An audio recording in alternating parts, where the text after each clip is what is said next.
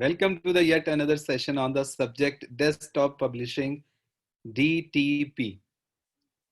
The topic of today's discussion is crop and slice tools.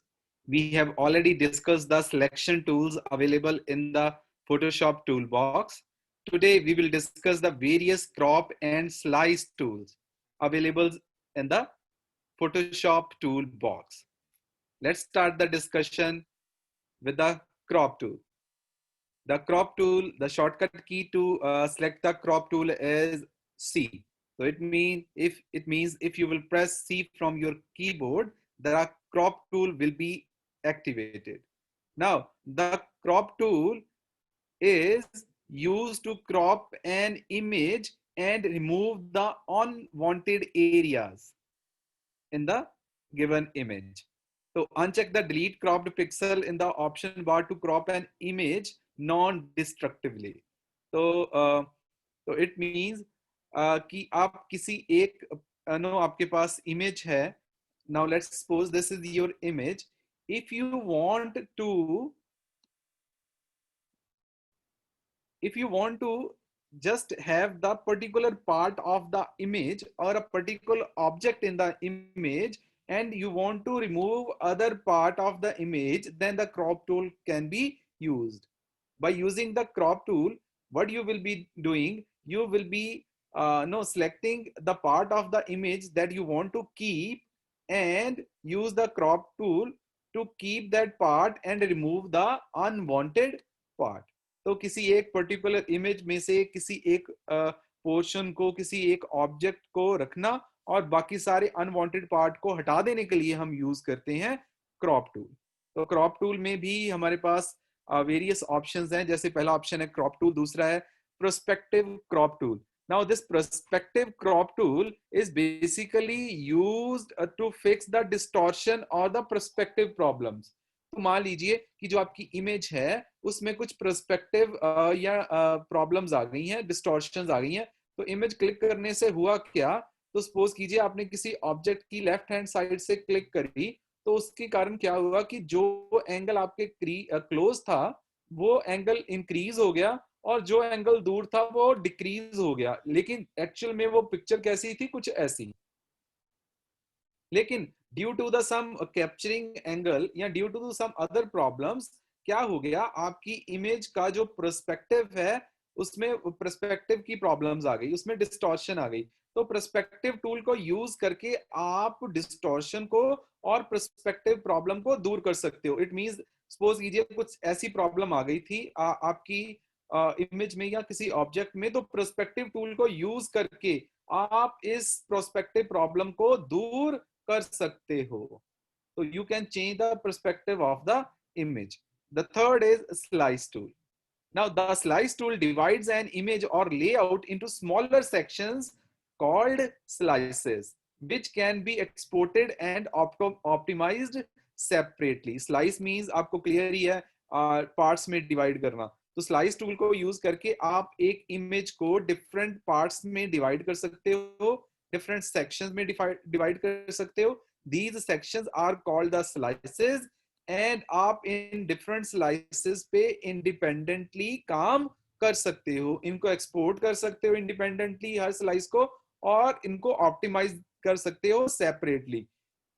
It means अगर आप एक particular काम कर रहे हो तो आप उसको इमेज में एक्सपोर्ट कर सकते हो या इंडिविजुअली उस स्लाइस पे पर्टिकुलरली काम कर सकते हो जिसका इफेक्ट अदर स्लाइसेस पे नहीं पड़ेगा. The fourth and the last slice tool is slice select tool. Now this slice select tool is basically used to select the individual slices created in the slice tool. तो आपने suppose कीजिए slice tool को use करके एक image को different section में divide कर लिया. अब आप किसी पर्टिकुलर सिलेक्शन को, किसी पर्टिकुलर स्लाइस को सिलेक्ट करने के लिए जिस टूल को यूज करोगे उसको बोलते हैं slice select tool. So if your image contains multiple slices, if your image contains multiple sections, so what you can do, you can use the slice select tool to select the particular section or slice. उसके बाद है जी हमारे पास eye dropper tool. Eye dropper tool is basically used to select a colour in an image. The second is 3D material eyedropper tool. Use the 3D material eyedropper tool to sample material from a 3D model in Photoshop. तो आपने अगर different types of material use किया है किसी 3D model के लिए, तो उसकी रेंडरिंग आपने अलग अलग कर रखी है, तो वो रेंडरिंग सैंपल को कलेक्ट कर लेगा material eyedropper tool. The third is color sampler tool. The color sampler tool display color values for the selected area in the image. Up to 4 areas can be sampled at a time. View the color information in the Photoshop information panel. The fourth is ruler tool. It is basically used to measure the distances, locations, and angles. The fifth is note tool. The note tools allow you to attach text-based notes to your Photoshop document. So either for yourself or for others working on the same project. तो image के साथ अगर आप notes को embed करना चाहते हो कि ऑब्वियसली कोई डॉक्यूमेंटेशन आप क्रिएट करना चाहते हो with the image, then you will be using this note tool. What it will do, it will create the note file within the PSD file itself. The sixth and the last crop and slice tool is count tool. The count tool is used to manually count the number of objects in an image or to have Photoshop automatically count multiple selected areas in the image. तो आप अगर manually number of objects को calculate करना चाहते हो एक image को, या ऑटोमेटिकली जो आपने एरिया सेलेक्ट कर रखा है उनको काउंट करना चाहते हो, तो then you will be using this count tool. तो चलिए अब एक बार इनका यूज देख लेते हैं। To demonstrate the working of these tools, let's start the Photoshop, और Photoshop में जाके एक बार इसकी वर्किंग को हम डिस्कस कर लेते हैं। So as you can observe, the Photoshop has been started. So let's import an image. एक इमेज इंपोर्ट कर लेते हैं to work upon, जिस पे काम करेंगे। तो लेट्स वही कल वाली इमेज सेलेक्ट कर लेते हैं। So now this is my image. तो सबसे पहले देखते हैं स्लाइस टूल। तो स्लाइस टूल में जैसे मैंने आपको बताया था, आपके पास क्रॉप टूल में आपके पास बेसिकली 4 ऑप्शंस हैं: crop tool, perspective crop, slice tool and slice select tool. तो सबसे पहले क्रॉप टूल को देख लेते हैं। तो क्रॉप टूल से आप किसी इमेज के एक पर्टिकुलर, जैसे सपोज करो आप सिर्फ इन 2 ऑब्जेक्ट्स को सिलेक्ट करना चाहते हो इमेज के अंदर, बाकी सारे पार्ट को रिमूव करना चाहते हो। तो जैसे आपने क्रॉप टूल पे क्लिक किया, you will get this type of window with handles on the top, left and right. तो मैंने इतना पार्ट सेलेक्ट किया and I need to hit the enter. तो जैसे मैंने एंटर किया, आप देख सकते हो कि सारी इमेज में से मेरा जो सिलेक्टेड पार्ट है वो क्रॉप हो गया, जो अनसिलेक्टेड पार्ट था वो रिमूव हो गया। The second is prospective crop tool. तो अब एक बार प्रोस्पेक्टिव क्रॉप टूल को देख लेते हैं।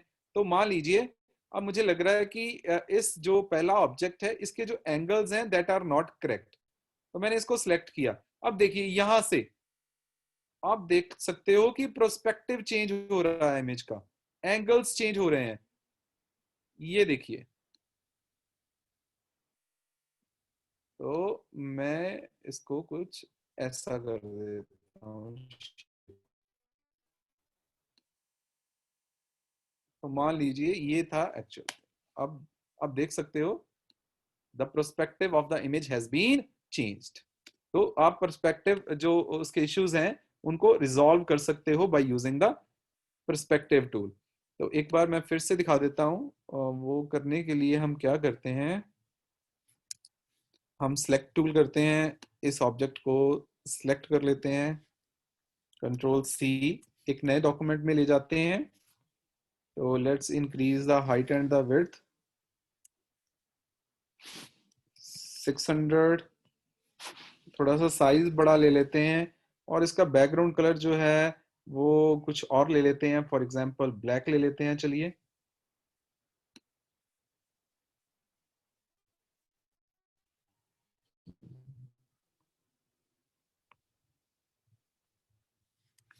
तो इस पे मैंने ऑब्जेक्ट को पेस्ट किया। अब मैं यूज करता हूं इस पे अपने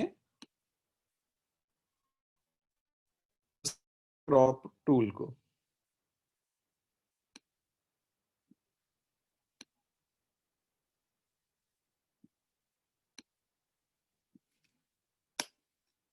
तो अब देख सकते हो कि उसके इमेज के पर्सपेक्टिव चेंज हो गए जैसे मैंने करे थे। तो इस तरह से आप सपोज करो ये थी इमेज जो हमारे पास आई है, इसके पर्सपेक्टिव को हम फिक्स करना चाहते हैं। तो फिक्स करने के लिए मैं यूज करता हूँ से प्रोस्पेक्टिव टूल को, कुछ इस तरह से।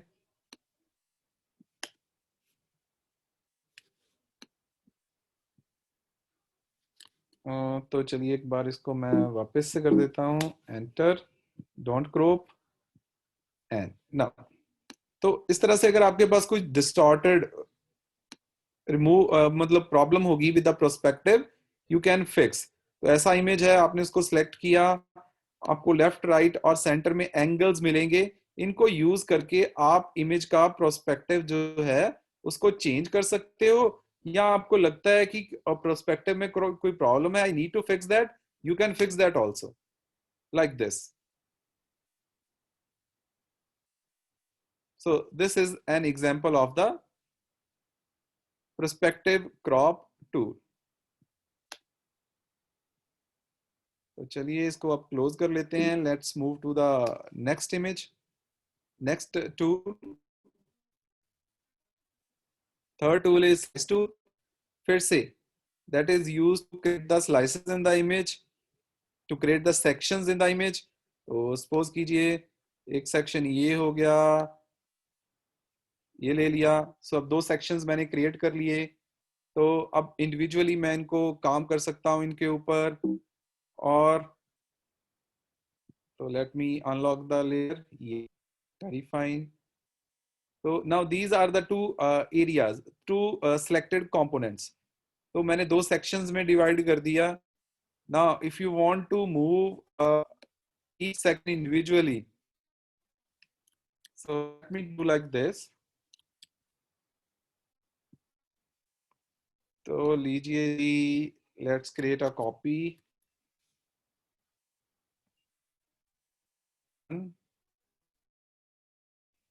Let's use a slice to create the section image like this। So you can create the sections।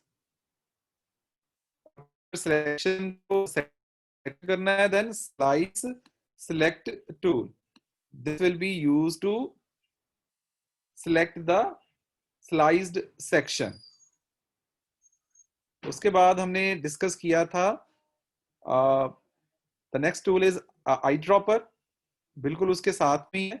I dropper is basically use to take the colour. अब ये जैसे for example let's assume that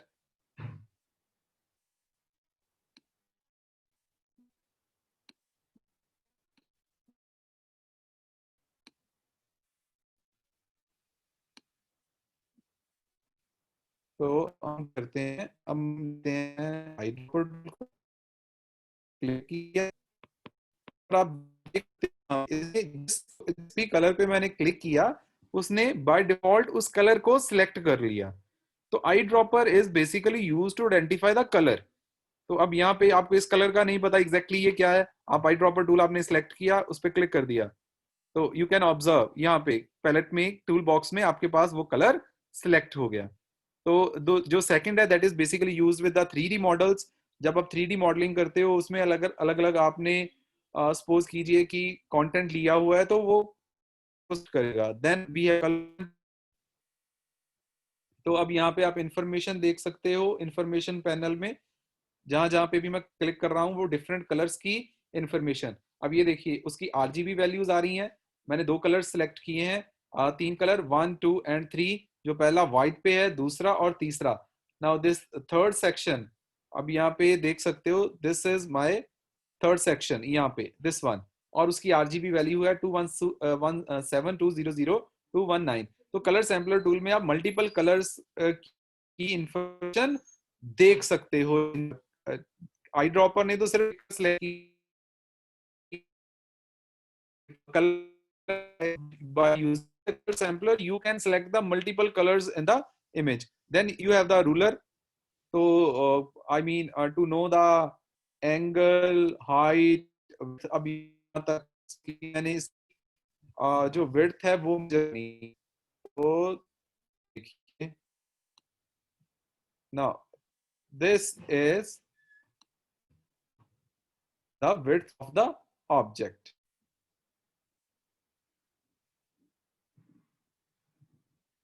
तो इसी तरह से हमारे पास next tool है notes.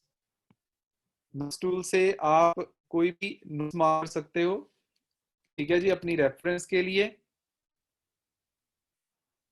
Like this. इस पे करोगे आपको जो भी नोट लिखे होंगे उसकी तरफ मिल जाएंगे। आपको यहाँ पे सिर्फ ये सिंबल दिखाई देगा, इस पे क्लिक करने से आपको सारा टेक्स्ट दिखाई दे जाएगा कि चैनल में। तो इससे आप ऑब्वियसली नोट्स को मूव कर सकते हो बाय यूजिंग द मूव। उस पे आपने क्लिक आपका किया, वो हाइड हो गया। आप देख यहाँ पे, let me show you by zooming. तो ये नोट्स है, करूंगा टेक्स्ट लिखा हो गया, अब आप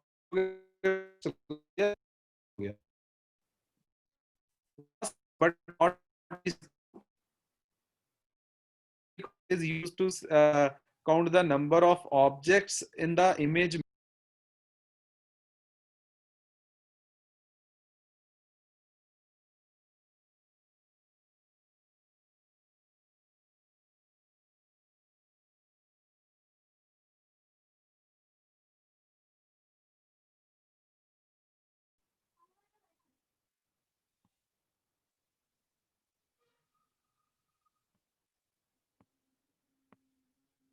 So you can count them by using the count tool. You can count the objects manually. तो आई होप आपको ये सारी चीजें पता चली, लेकिन जैसे जैसे मैं टूल सेलेक्ट कर रहा हूँ, you can observe these are appearing here in this panel also. तो 7, 8 like this. You can select the mark the number of objects in an image.